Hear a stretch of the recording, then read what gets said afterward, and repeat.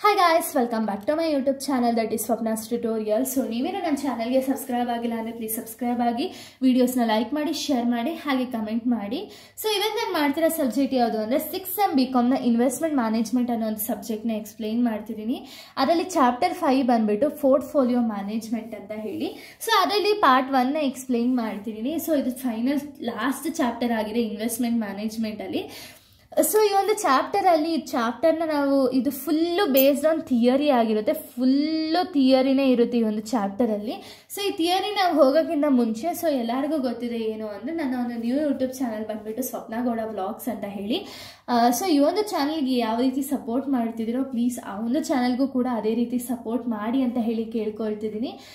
So ನನ್ನ ಒಂದು new YouTube channel link ಬಂದುಬಿಟ್ಟು ಡಿಸ್ಕ್ರಿಪ್ಷನಲ್ಲಿ ಅಪ್ಲೋಡ್ ಮಾಡಿರ್ತೀನಿ. ಸೊ ಪ್ಲೀಸ್ ಆ ಒಂದು ವಿಡಿಯೋನು ಆ ಒಂದು ಚಾನಲ್ನು ಕೂಡ ಸಪೋರ್ಟ್ ಮಾಡಿ ಅಂತ ಹೇಳಿ ಕೇಳ್ಕೊಳ್ತಿದ್ದೀನಿ. ಸೊ ಇವಾಗ ನಾವು ಡೈರೆಕ್ಟ್ ಸಬ್ಜೆಕ್ಟ್ಗೆ ಹೋಗೋದಾದರೆ ಸೊ ನೋಡಿ ಇಲ್ಲಿ portfolio management. So portfolio management ಅಂದರೆ ಏನು ಅಂತ ಹೇಳಿ ನಾವು ಫಸ್ಟು ತಿಳ್ಕೊಳ್ಳೋಣ, ಓಕೆನಾ. It is a technique for selecting an appropriate policy for investing the money of individual in terms to minimize the risk and maximize the return. ಅಂದರೆ so ಇವಾಗ ನೋಡಿ ಇಲ್ಲಿ ಕಂಪನಿ, ಇದೊಂದು ಕಂಪನಿ ಅಂದ್ಕೊಳ್ಳಿ, ABC ಅನ್ನೋ ಒಂದು ಕಂಪ್ನಿ. ಸೊ ಇವ್ರು ಏನು ಮಾಡ್ತಾರೆ ಅಂದರೆ ಇವಾಗ ಎಕ್ಸಾಂಪಲು ಇವರು ಒಂದು ಕಡೆ ಇನ್ವೆಸ್ಟ್ ಮಾಡಿರ್ತಾರೆ ಮ್ಯೂಚುವಲ್ ಫಂಡ್ಸಲ್ಲಿ ಅಥವಾ ಯಾವುದೋ ಒಂದು ಫಂಡ್ಸ್ ಏನರಲ್ಲ ಇನ್ವೆಸ್ಟ್ ಮಾಡಿರ್ತಾರೆ ಅಂತ ಹೇಳಿ ಅಂದ್ಕೊಳ್ಳಿ. ಇಲ್ಲಿ ಪ್ರಾಫಿಟ್ ಆದರೆ ಕಂಪ್ನಿಗೆ ಬೆನಿಫಿಟ್, ಯಾಕೆಂದರೆ ಒಂದೇ ಸತಿ ಎಲ್ಲ ಅಮೌಂಟು ಇಲ್ಲೇ ಇನ್ವೆಸ್ಟ್ಮೆಂಟ್ ಮಾಡಿರೋ ರೀಸನಿಂದ ಹ್ಯೂಜ್ ಅಮೌಂಟ್ ಆಫ್ ಪ್ರಾಫಿಟ್ನ ಅವ್ರು ಗೇನ್ ಮಾಡ್ತಾರೆ. ಅದೇ ಅಕಸ್ಮಾತ್ ಇಲ್ಲಿ ಏನಾದ್ರು ಲಾಸ್ ಆಯಿತು ಅಂದ್ಕೊಳ್ಳಿ, ಅವಾಗ ಏನಾಗುತ್ತೆ, ಕಂಪ್ನಿ ಇಡೀ ಲಾಸಿಂದ ಕಂಪ್ನಿನೇ ಮುಳುಗೋಗುತ್ತೆ. ಅದಕ್ಕೆ ಕಂಪ್ನಿಗಳು ಏನು ಮಾಡುತ್ತೆ ಅಂದರೆ ಒಂದೇ ಕಡೆ ಇನ್ವೆಸ್ಟ್ ಮಾಡಲ್ಲ, ಅವರ ಒಂದು ರಿಸ್ಕ್ನ ಸಗ್ರಿಗೇಟ್ ಮಾಡ್ಕೊಳ್ತಾರೆ. ಒಂದು ಕಡೆ ಮ್ಯೂಚುವಲ್ ಫಂಡ್ಸಲ್ಲಿ, ಇನ್ನೊಂದು ಕಡೆ ಈಕ್ವಿಟಿ ಶೇರ್ಸಲ್ಲಿ, ಇನ್ನೊಂದು ಕಡೆ ಪ್ರಿಫರೆನ್ಸ್ ಶೇರ್ಸಲ್ಲಿ, ಇನ್ನೊಂದು ಕಡೆ ಡೆಬ್ಟ್ಸಲ್ಲಿ, ಇನ್ನೊಂದು ಕಡೆ ಹಂಗೆ ಆ ರೀತಿ ಒಂದು ಡಿಫ್ರೆನ್ಶಿಯೇಟ್ ಮಾಡ್ತಾ ಹೋದಾಗ ಏನಾಗುತ್ತೆ ಅಂದರೆ ರಿಸ್ಕ್ ಅನ್ನೋದು ಕಡಿಮೆ ಆಗುತ್ತೆ. ಏನಕ್ಕೆ, ಇವಾಗ ಒಂದು ಕಡೆ ಹೈ ಪ್ರಾಫಿಟ್ ಬಂತು ಅಂದ್ಕೊಳ್ಳಿ, ಇನ್ನೊಂದು ಕಡೆ ಕಡಿಮೆ ಬಂದು ನಮಗೇನು ಇಶ್ಯೂ ಇಲ್ವಲ್ಲ, ಅಲ್ಲಿಗೂ ಅಡ್ಜಸ್ಟ್ ಆಗೋಗುತ್ತೆ. ಆ ಥರ ಪೋರ್ಟ್ಫೋಲಿಯೋ ಮ್ಯಾನೇಜ್ಮೆಂಟ್ ಅನ್ನೋದನ್ನ ಮಾಡ್ತಾ ಹೋಗ್ತಾರೆ. ಇದರಿಂದ ಇಂಪಾರ್ಟೆನ್ಸ್ ಅಥವಾ ನೀಡ್ಸ್ ಏನು ಅಂದರೆ ರಿಸ್ಕ್ ಮ್ಯಾನೇಜ್ಮೆಂಟ್. ನಾನು ಆಗಲೇ ಹೇಳ್ದಂಗೆ ಒಂದೇ ಕಡೆ ಇನ್ವೆಸ್ಟ್ ಮಾಡಿದ್ರೆ ನಮಗೆ ರಿಸ್ಕ್ ಜಾಸ್ತಿ ಆಗುತ್ತೆ ಹೊರತು ಕಡಿಮೆ ಆಗಲ್ಲ. ಅದನ್ನು ಡೈವರ್ಸಿಫೈ ಮಾಡ್ಕೊಳ್ಳೋಕೆ ಹೆಲ್ಪ್ ಆಗುತ್ತೆ. ಅಸೆಟ್ ಅಲೋಕೇಶನ್, ಎಲ್ಲೆಲ್ಲಿ ಎಷ್ಟೆಷ್ಟು ಅಸೆಟ್ಗೆ ಎಷ್ಟೆಷ್ಟು ಇನ್ವೆಸ್ಟ್ ಮಾಡಬೇಕು ಅಂತ ಹೇಳಿ ನಮ್ಗೆ ಅನಲೈಸ್ ಮಾಡ್ಬೋದು.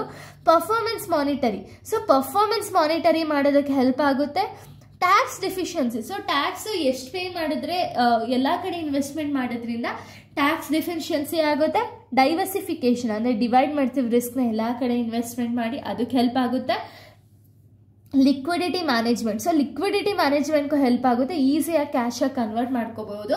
ಒಂದೇ ಕಡೆ ಯೂಸ್ ಅಮೌಂಟ್ನ ಇನ್ವೆಸ್ಟ್ ಮಾಡಿದ್ರೆ ಈಸಿಯಾಗಿ ಕ್ಯಾಶಾಗಿ ಕನ್ವರ್ಟ್ ಮಾಡೋಕ್ಕಾಗಲ್ಲ, ಬಟ್ ಡಿಫ್ರೆಂಟ್ ಟೈಪ್ಸ್ ಆಗಿ ಇನ್ವೆಸ್ಟ್ಮೆಂಟ್ ಮಾಡೋದ್ರಿಂದ ಕ್ಯಾಶಾಗಿ ಬೇಗ ಕನ್ವರ್ಟ್ ಮಾಡ್ಕೋಬಹುದು. ರೀಬ್ಯಾಲೆನ್ಸಿಂಗ್ ಅಂದರೆ ಹೇಳಿಲ್ವಾ, ಒಂದು ಕಡೆ ಲಾಸ್ ಆಯ್ತಾ ಪರವಾಗಿಲ್ಲ, ಇನ್ನೊಂದು ಕಡೆ ಪ್ರಾಫಿಟ್ ಆಗುತ್ತಲ್ವಾ, ಅದಕ್ಕೆ ರೀಬ್ಯಾಲೆನ್ಸ್ ಆಗುತ್ತೆ. Achieving financial goals, so company financial ಗೋಲ್ಸ್ನ ಅಚೀವ್ ಮಾಡೋದಕ್ಕೂ ಕೂಡ ಹೆಲ್ಪ್ ಆಗುತ್ತೆ. ಯಾವ ರೀತಿ, ಈಗ ರಿಸ್ಕ್ ಅಂದರೆ ಪ್ರಾಫಿಟ್ ಜಾಸ್ತಿ ಬಂದಷ್ಟು ಕಂಪನಿ ಪರ್ಫಾರ್ಮೆನ್ಸ್ ಏನಿದೆ ಇಂಪ್ರೂವ್ ಆಗ್ತಾ ಹೋಗುತ್ತಲ್ವ, ಆವಾಗ ಕಂಪ್ನೀಸ್ ಗೋಲ್ ಏನಿದೆ ಆಟೋಮೆಟಿಕ್ಲಿ ಇಂಪ್ರೂವ್ ಆಗೇ ಆಗುತ್ತೆ. ಸೊ ಅದಕ್ಕೂ ಕೂಡ ಹೆಲ್ಪ್ ಮಾಡುತ್ತೆ. ಇಷ್ಟು ಕೂಡ ಇಂಪಾರ್ಟೆನ್ಸ್ ಆಫ್ ಪೋರ್ಟ್ಫೋಲಿಯೋ ಮ್ಯಾನೇಜ್ಮೆಂಟ್. ಇನ್ನು ನೆಕ್ಸ್ಟ್ ಟಾಪಿಕ್ ನಾವು ನೋಡೋದಾದ್ರೆ, ನೆಕ್ಸ್ಟ್ ಟಾಪಿಕ್ ಬಂದ್ಬಿಟ್ಟು ಆಬ್ಜೆಕ್ಟಿವ್ಸ್ ಆಫ್ ಪೋರ್ಟ್ಫೋಲಿಯೋ ಮ್ಯಾನೇಜ್ಮೆಂಟ್. ಏನೇನೆಲ್ಲ ಆಬ್ಜೆಕ್ಟಿವ್ಸ್ ಇದೆ ಅಂದರೆ ಕ್ಯಾಪಿಟಲ್ ಅಪ್ರಿಸಿಯೇಷನ್. ಸೊ ನಿಮ್ಮ ಕ್ಯಾಪಿಟಲ್ ಅಪ್ರಿಸಿಯೇಷನ್ ಆಗೇ ಆಗುತ್ತೆ ಪೋರ್ಟ್ಫೋಲಿಯೋ ಮ್ಯಾನೇಜ್ಮೆಂಟಿಂದ. ಇನ್ನು next income generation, so income ಅನ್ನ ಜನರೇಟ್ ಆಗೇ ಆಗುತ್ತೆ, ಬಿಕಾಸ್ ಒಂದು ಕಡೆ ಸಿಗಲಿಲ್ಲ ಅಮೌಂಟು ಅಂದರೆ ಇನ್ನೊಂದು ಕಡೆ ಸಿಕ್ಕೇ ಸಿಗುತ್ತೆ. ಕ್ಯಾಪಿಟಲ್ ಪ್ರೆಸೆಂಟೇಷನ್, ಎಲ್ಲೆಲ್ಲಿ ಎಷ್ಟೆಷ್ಟು ಇನ್ವೆಸ್ಟ್ಮೆಂಟ್ ಮಾಡಿದ್ದೀವಿ ಅಂತ ಹೇಳಿ ನಮಗೆ ಪ್ರಾಪರಾಗಿ ಗೊತ್ತಾಗುತ್ತೆ. ಟ್ಯಾಕ್ಸ್ ಮಿನಿಮೈಸೇಷನ್, ಸೊ ನೀವಿಲ್ಲಿ ಏನು ಇಂಪಾರ್ಟೆನ್ಸಲ್ಲಿ ಓದಿದ್ರೋ ಅದೇ ಪಾಯಿಂಟ್ಸ್ನೇ ಬರೀಬೋದು, ಓಕೆನಾ. ಟ್ಯಾಕ್ಸ್ ಮಿನಿಮೈಸ್ ಆಗುತ್ತೆ. ಲಿಕ್ವಿಡಿಟಿ, ಈಸಿಯಾಗಿ ಕ್ಯಾಶಾಗಿ ಕನ್ವರ್ಟ್ ಮಾಡ್ಕೋಬೋದು. ಡೈವರ್ಸಿಫಿಕೇಶನ್, ರಿಸ್ಕ್ನ ನಾವು ಬೇರೆ ಬೇರೆ ಕಡೆ ಡೈವರ್ಸಿಫೈ ಮಾಡಿದ್ದೀವಿ. ರಿಸ್ಕ್ ಮ್ಯಾನೇಜ್ಮೆಂಟ್ ಡೈವರ್ಸಿಫೈ ಮಾಡಿರೋದ್ರಿಂದ ರಿಟರ್ನ್ ಬಂದೇ ಬರುತ್ತೆ ಅಂತ ನಮಗೆ ಒಂದು ಗ್ಯಾರಂಟಿ ಇರುತ್ತೆ. ಟೈಮ್ ಹಾರಿಸನ್, ಈ ಒಂದು ಟೈಮ್ ಲಿಮಿಟಲ್ಲಿ ನಮಗೆ ಪ್ರಾಫಿಟ್ ಅನ್ನೋದು ಆಗುತ್ತೆ, ಓಕೆನಾ. ಇಷ್ಟು ಕೂಡ ಆಬ್ಜೆಕ್ಟಿವ್ಸ್ ಆಫ್ ಪೋರ್ಟ್ಫೋಲಿಯೋ ಮ್ಯಾನೇಜ್ಮೆಂಟ್. ಇನ್ನು ನೆಕ್ಸ್ಟ್ ನಾವು ನೋಡೋದಾದರೆ, ಸೊ ನೆಕ್ಸ್ಟ್ ಟಾಪಿಕ್ ನಾವು ನೋಡೋದಾದರೆ ಪೋರ್ಟ್ಫೋಲಿಯೋ ಇವ್ಯಾಲ್ಯೂಯೇಷನ್. ಪೋರ್ಟ್ಫೋಲಿಯೋ ಇವ್ಯಾಲ್ಯೂಯೇಷನ್ ಅಂದರೆ ಏನು ಅಂದರೆ it refers to evaluation of performance of investing portfolio. It is the process of comparing the return earned on the portfolio with the return earned one or more other portfolios or benchmark. ಅಂದರೆ so ಇಲ್ಲಿ ಏನಾಗುತ್ತೆ ಅಂದರೆ ಕಂಪ್ನಿಯವರು evaluate ಮಾಡ್ತಾರೆ. ಇವಾಗ ಅವರು ಹೇಳಿಲ್ವೋ ಎಷ್ಟೊಂದು ಕಡೆ investment ಮಾಡಿರ್ತಾರೆ ಅಂದ್ಕೊಳ್ಳಿ, ಈಗ ಕಂಪೇರ್ ಮಾಡ್ತಾರೆ ಇಲ್ಲಿಗೂ ಏನು, ಒಂದು ಕಂಪ್ನಿನ ಇನ್ನೊಂದು ಕಂಪ್ನಿಲಿ ಇನ್ವೆಸ್ಟ್ಮೆಂಟ್ ಮಾಡಿರೋದ್ರಿಂದ ಎಲ್ಲಿ ರಿಟರ್ನ್ ಜಾಸ್ತಿ ಬಂದಿದೆ, ಎಲ್ಲಿ ರಿಸ್ಕ್ ಜಾಸ್ತಿ ಇದೆ ಅಂತ ಹೇಳಿ ಅನಲೈಸ್ ಅನ್ನೋದನ್ನ ಮಾಡ್ತಾ ಹೋಗ್ತಾರೆ. ಅನಲೈಸ್ ಅನ್ನೋದನ್ನ ಮಾಡೋದನ್ನೇ ನಾವು ಪೋರ್ಟ್ಫೋಲಿಯೋ ಇವ್ಯಾಲ್ಯೂಯೇಷನ್ ಅಂತ ಹೇಳಿ ಕರಿತೀವಿ. ಓಕೆನಾ. Next methods of portfolio evaluation performance. ಸ್ವಲ್ಪ ಮೆಥಡ್ಸ್ ಇದೆ. ಯಾವ್ಯಾವೆಲ್ಲ ಮೆಥಡ್ಸು ಅಂದರೆ ಫಸ್ಟ್ ಶಾರ್ಪೇಜ್ ಮೆಷರ್ಮೆಂಟ್. ಸೊ ಇಲ್ಲಿ ಶಾರ್ಪೇಜ್ ಮೆಷರ್ಮೆಂಟ್ ಅಂದರೆ ಏನು ಅಂದರೆ, ಸೊ ಶಾರ್ಪೇಜ್ ಮೆಷರ್ಮೆಂಟಲ್ಲಿ ಏನು ಮಾಡ್ತಾರೆ ಅಂದರೆ, ಸೊ ಇಲ್ಲೇನಾಗುತ್ತೆ ಅಂದರೆ ರ್ಯಾಂಕಿಂಗ್ ಅನ್ನೋದನ್ನ ಮಾಡ್ತಾರೆ. ಫಸ್ಟು ಅನಲೈಸ್ ಮಾಡ್ತಾರೆ, ಎಲ್ಲಾನು ಅನಲೈಸ್ ಮಾಡಿ ರ್ಯಾಂಕಿಂಗ್ ಅನ್ನೋದನ್ನ ಮಾಡ್ತಾರೆ. ಸೊ ರ್ಯಾಂಕಿಂಗ್ ಬೇಸಿಸ್ ಮೇಲೆ ಏನಾಗುತ್ತೆ ಅಂದರೆ ಎಲ್ಲಿ ಇನ್ವೆಸ್ಟ್ಮೆಂಟ್ ಮಾಡಿದ್ರೆ ಎಷ್ಟು ಪ್ರಾಫಿಟ್ ಬರುತ್ತೆ ಅಂತ ಹೇಳಿ ರ್ಯಾಂಕಿಂಗ್ ಬೇಸಿಸ್ ಮೇಲೆ ಮೆಷರ್ಮೆಂಟ್ ಅನ್ನೋದನ್ನ ಮಾಡ್ತಾರೆ. ಸೊ ಇಲ್ಲಿ ಮೆಷರ್ ಮಾಡೋದಕ್ಕೆ ಯಾವುದನ್ನ ಯೂಸ್ ಮಾಡ್ತಾರೆ ಅಂದರೆ ಸ್ಟ್ಯಾಂಡರ್ಡ್ ಡಿವಿಯೇಷನ್ನ ಯೂಸ್ ಮಾಡಿಕೊಂಡು ರಿಸ್ಕ್ ಅನ್ನೋದನ್ನ ಮೆಷರ್ ಮಾಡ್ತಾರೆ. ಓಕೆನಾ. ಇದು ನಾವು ಶಾರ್ಪೇಜ್ ಮಾಡೆಲ್ ಅಂತ ಹೇಳಿ ಕರಿತೀವಿ. ಇನ್ನು ನೆಕ್ಸ್ಟ್ ಬಂದ್ಬಿಟ್ರು ಟ್ರಾನ್ಸ್ ಮೆಷರ್ಸ್. ಅಂದರೆ ಇಲ್ಲೇನಾಗುತ್ತೆ ಅಂದರೆ ಇಲ್ಲಿ ಮೆಷರ್ ಮಾಡೋದಕ್ಕೆ ಬೀಟಾನ ಯೂಸ್ ಮಾಡ್ತಾರೆ.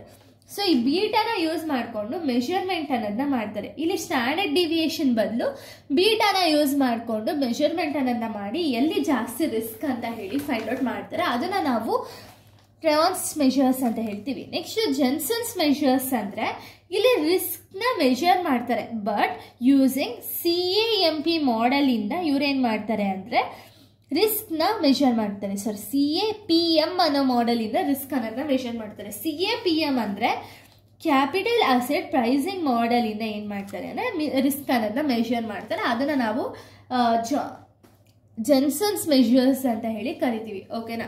ಇಲ್ಲಿಗೆ ಪಾರ್ಟ್ 1 ಅನ್ನೋದು ಕಂಪ್ಲೀಟ್ ಆಗುತ್ತೆ. ಪಾರ್ಟ್ 2 ಬಂದು ನೆಕ್ಸ್ಟ್ ವಿಡಿಯೋದಲ್ಲಿ ಅಪ್ಲೋಡ್ ಮಾಡ್ತೀನಿ. So thank you guys, thanks for watching.